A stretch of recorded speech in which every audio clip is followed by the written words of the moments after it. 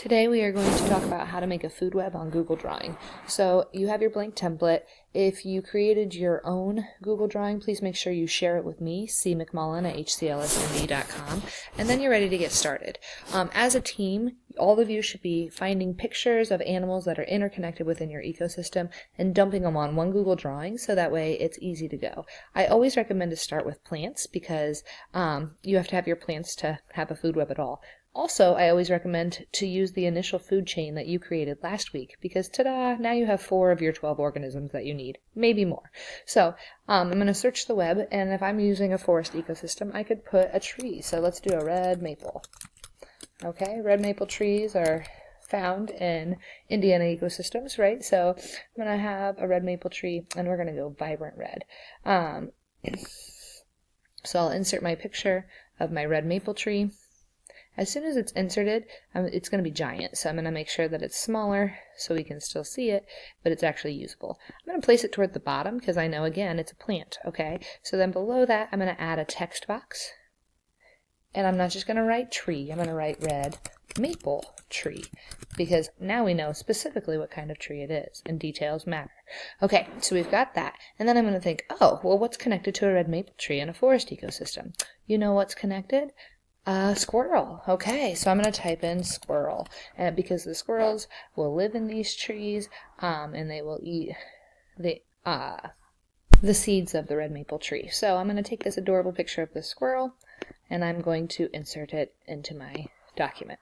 Now here's the other really important part of a food web. You have to show who's receiving whose energy. Is the tree receiving energy from the squirrel, or is the squirrel receiving energy from the tree?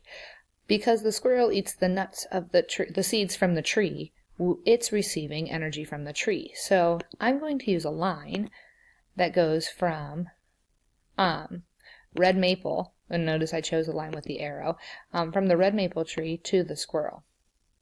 Now also, when I put that line in, it's really tiny, and it makes it hard to see. So just like any other time, you can make your line weight bigger so it's easier to view, and I highly recommend that.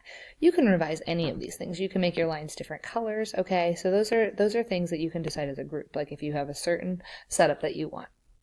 Okay, so great. I've got my first 2 organisms, except for the second one isn't quite ready yet. Why? If you make a mistake like I just did, click on it, and then press your delete button and it goes away. Okay, so once you have your things in there, don't forget to label everything as you needed.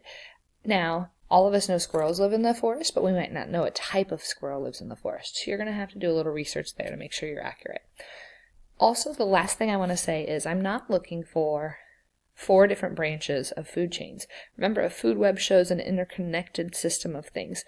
So this squirrel might also need to be connected to an oak tree or another thing that the squirrel would eat. And then this squirrel might also be connected to a red fox and to a coyote and to an owl, okay? Because all of those things might eat this squirrel. And so make sure that you have several arrows going to and from different organisms to show the interconnected web of life that you are dealing with. Once you are finished, obviously turn in this template, and those friends, once you have 12 or more organisms on here, make sure that your friends in your group are all busy doing research and helping your biome project. The friends who are not organizing this food web can be working on finding adaptations of organisms. So maybe you find a cool adaptation that squirrels have that you didn't know about. And so you're going to put a picture or a video that represents that adaptation and just give me a short summary of what it is. This can be dumped on your shared Google Doc. That shared Google Doc then also needs to be attached to your assignment when you turn it in at the end of class. At the very latest, you must turn in this assignment at the end of class on Friday. Nobody should take home work over the weekend. All right, have fun investigating God's amazing world, and good luck.